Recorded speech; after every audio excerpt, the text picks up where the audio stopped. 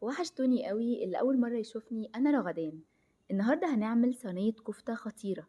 لا، مش خطيرة بس دي تجنن، ومش بتاخد وقت خالص في عمايلها طبعا عشان الحر اللي احنا فيه ده. أنا متأكدة لو انتوا جربتوها هتبقى بالنسبة لكم من أفضل الطرق لما تحبوا تعملوا صينية كفتة كده. كمان هتنفع قوي نعملها في يوم من أيام العيد. يلا بينا اقول لكم انا عملتها ازاي، بس يا ريت الاول نصلي على النبي عليه افضل الصلاة والسلام.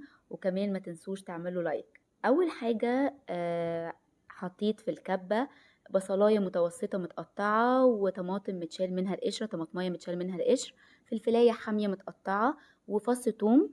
هعملهم في الكبة ناعم بس مش ناعم قوي، يعني وسط كده.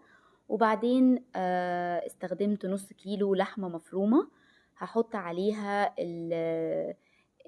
البصل والطماطم دي. هنحط بقى التوابل: معلقة صغيرة فلفل اسود، نص معلقة كمون، ومعلقة صغيرة بابريكا، ومعلقة صغيرة سبع بهارات، معلقة صغيرة هريسة شطة. والمكون بقى الخطير اللي هيودي الكفتة في حتة تانية خالص هي الخضرة اللي بنستخدمها للمحشي، اللي هي بقدونس وشبت وكزبرة. قطعتهم صغير، مش بحب اعملهم في الكبة عشان ما ينعموش قوي يتعسروا كده، احب اقطعهم صغير. هنحطهم وهحط الملح.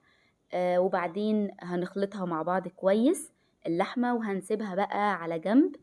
في الصينية اللي هنسوي فيها الكفتة كنت مقطعة ترانشات، نص ترانشات كده، بصلاية كبيرة وفص توم، كل ده ترانشات. هحط بقى شوية صغيرين من فلفل اسود وكمون وبابريكا، شوية صغيرين، ومعلقة ونص كبار من دبس الرمان.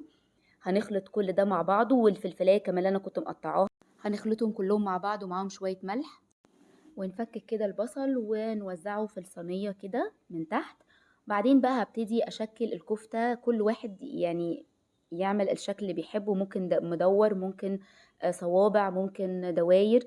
انا بحب في طريقة الكفتة دي بالذات، مش عارفة ليه متعودة ان انا بحب اعملها صوابع، وبعملها تخينة شوية ويعني كبيرة شوية. هتعملوا بقى الشكل اللي انتوا عايزينه لغاية ما تخلصوا الكمية. بعد كده بقى هغطيها بورق فويل من غير ما ازود اي دهون خالص، كفايه الدهون اللي بتبقى اوريدي في اللحمه. بعدين هدخلها في الفرن، هولع من فوق وتحت، طبعا هبقى برضو مسخنه الفرن قبليها، واول ربع ساعه ابقى سايبه فوق وتحت شغال. وبعدين هولع من تحت بس على درجه حراره 190 لمده 35 دقيقه. بعدين هشيل الورق الفويل وهسيبها من بين 5 دقايق ل 10 دقايق تاخد لون بسيط، مش عايزين لون جامد عشان تبقى طريه وجوسي كده.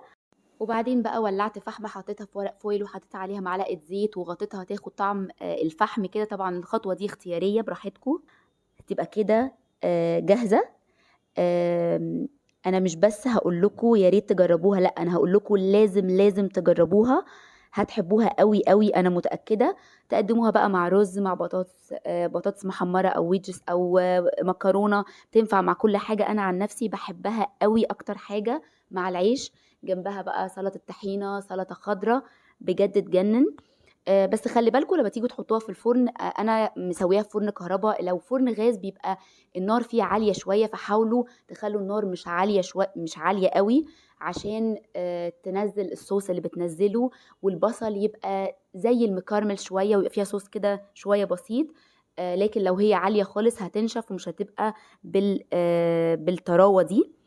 وبس كده. اتمنى يكون الفيديو عجبكم، لو عجبكم ما تنسوش تعملوا لايك وسبسكرايب او اشتراك في القناة لو ما اشتركتوش، وتدوسوا على الجرس اللي جنب كلمة اشتراك، وتختاروا اول او الكل عشان يجيلكم نوتيفيكيشن او اشعارات باي فيديو جديد انزله. بحبكم قوي وهتوحشوني قوي. باي باي.